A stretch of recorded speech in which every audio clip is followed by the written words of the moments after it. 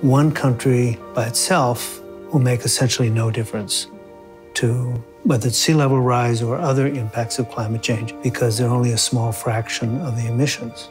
So what's really damaging about the Trump policies is that it slows this very difficult process of reaching international consensus, and after that, an international agreement.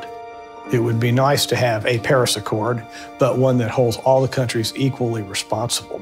My problems with Kyoto and Paris weren't the goals. The goals are great.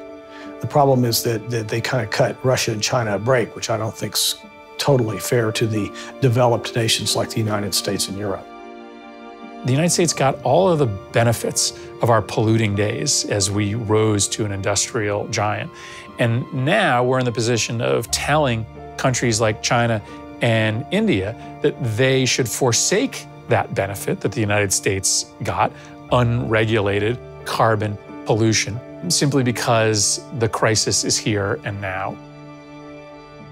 For the Earth's lowest-lying countries, the problems posed by climate change are more urgent. The largest number of people vulnerable to climate migration is in Bangladesh. It's a very low-lying country.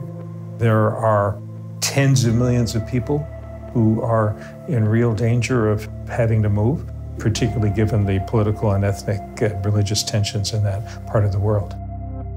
Whether and how dramatic this is going to be, no one can be absolutely certain.